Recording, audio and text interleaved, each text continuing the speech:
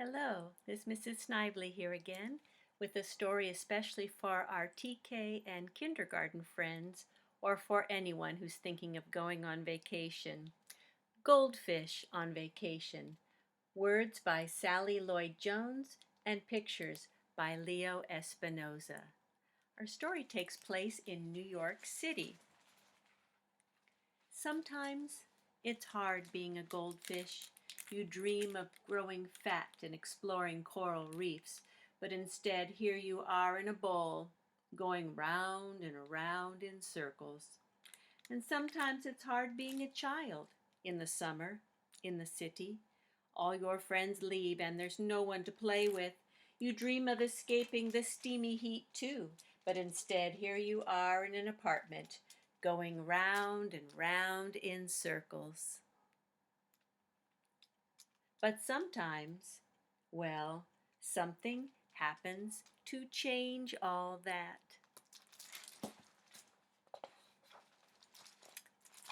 Goldfish on Vacation. By the way, this is a true story. In a small apartment in a tall, round building, by a park, next to a river, in the middle of the big city, there lived 3 children, H, little O, and baby M. In a small bowl, next to a lamp, in the middle of a table, beside the curtains, in the small apartment, there lived 3 goldfish, Barracuda, Patch, and Fizz.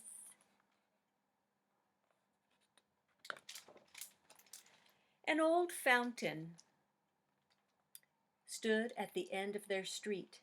It was broken and covered in ivy. No one used it anymore except to throw garbage in, but the children thought it was beautiful. On top of the fountain there perched, as if he'd just landed or was about to fly off, a magnificent stone eagle with outstretched wings.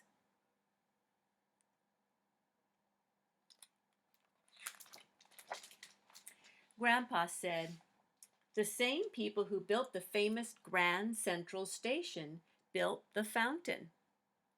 And in the olden days, before cars, horses drank from it. But when people got cars, they didn't need horses or the fountain, and they stopped taking care of it. The children felt sad for the fountain and the eagle." Then, one early summer day, a sign appeared. Hamilton Fountain Water Garden, coming in 2 weeks, calling all goldfish looking for a summer home. The children rushed home to tell their fish. "You're going on vacation!" Barracuda stared with his big fish eyes. Fizz blew Fizz bubbles, and Patch sank slowly down to the bottom of the bowl. "See," H said, "they can't wait." Grandpa rushed into the kitchen, and on the big calendar on the wall, next to June 28, he wrote, "Goldfish on Vacation."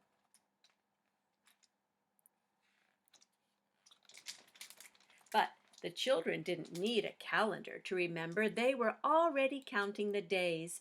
Every morning they rushed to the window, and so did Grandpa. And every morning they watched a man at the fountain.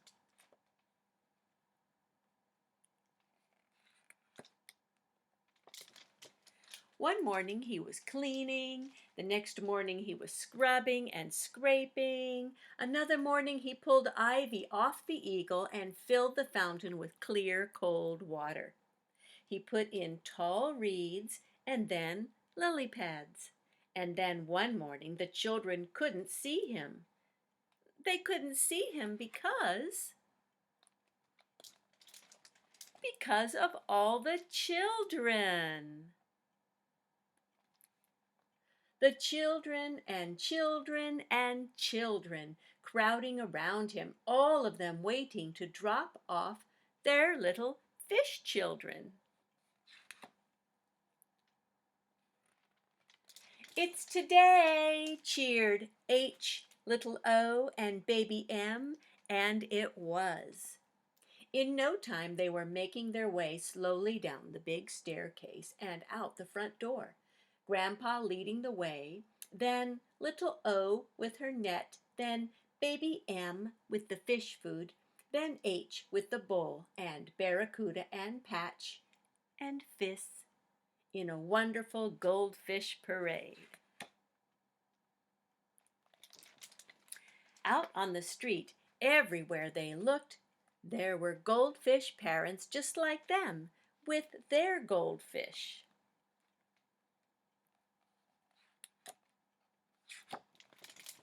When at last it was their turn at the fountain, H and baby M and little O told their fish goodbye and see you soon and don't be homesick.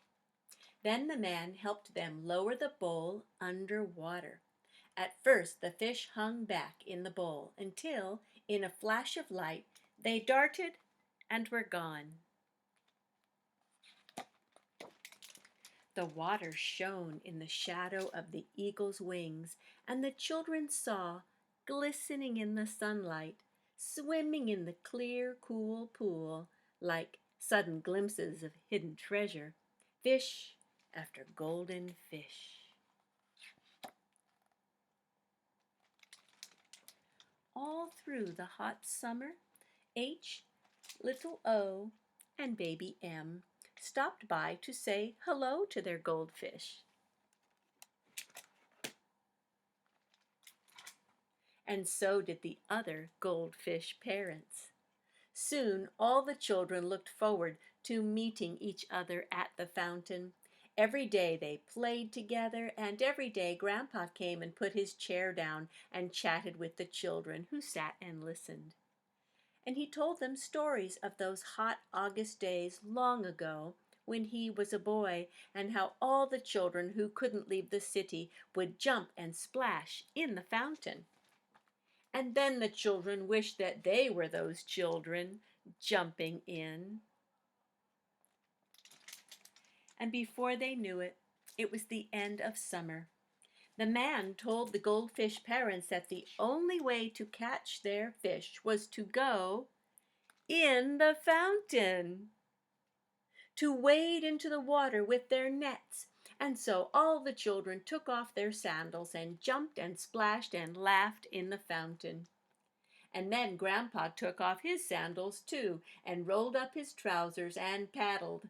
And he said it was like those days long ago when he was a boy. And the children could hardly even recognize their goldfish. They looked like completely different fish. Are they really our fish? Asked little O as they headed home. Oh yes, I'm absolutely certain they're our fish, said Grandpa, who really wasn't at all certain that they were. But they look so fat and happy, said H. Of course, said Grandpa, that's what a vacation will do for you. Anyway, who says you have to leave the city to have a vacation? And the children laughed because they knew it was true. And so the goldfish, who may have been Barracuda and Patch and Fiss, or some other goldfish altogether, went back to being fish in a bowl.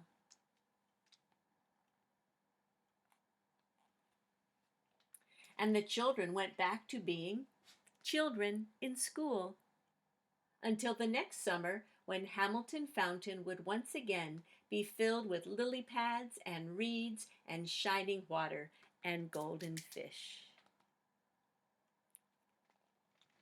And children.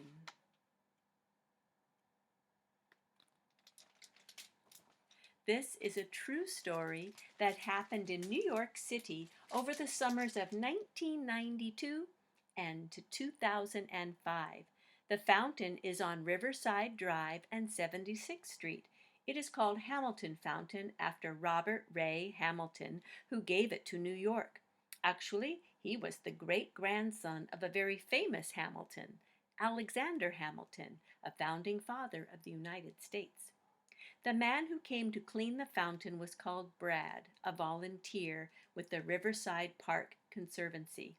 The tall round building is famous because the artist Marc Chagall lived there for about 10 years in the 1940s. He loved it for the wonderful light. The three children and their goldfish and their grandpa were inspired by my nieces and nephews and their goldfish and granddad. So says Sally. But I made it up about them living in New York. They all lived in England. I didn't make up any of the other bits, though. I promise, Sally says. So you see, it's a completely true, made-up story. In 2009, someone gave money for the fountain to be restored, and at last it was. Goldfish on Vacation, for your enjoyment as we start thinking about our summer vacations, however they might be in this very special year of 2020. Back on the library website, there's another goldfish story you may read with your parents, Memoirs of a Goldfish. You go to grandviewlibrary.info, and it's there under the Read Alouds tab for the week of May 11th. There's also an art project there, a little video of directions of how to draw a goldfish in a bowl, very fun and cute, and a picture, a photograph of the actual fountain where the goldfish took their vacation. Now, ask your parents, why do you think those goldfish had to be taken back home after the summer? You may guess that it's because, unlike here in California where the weather is nice all the time, in New York City, when it starts to get cold, that water in the fountain would just freeze right over, and those poor goldfish would not have very much fun with that. So yes, here in Southern California and Manhattan Beach, we enjoy wonderful weather all the year round, and how lucky are we to live where we can live our vacations. Have a great day. I'll see you next time.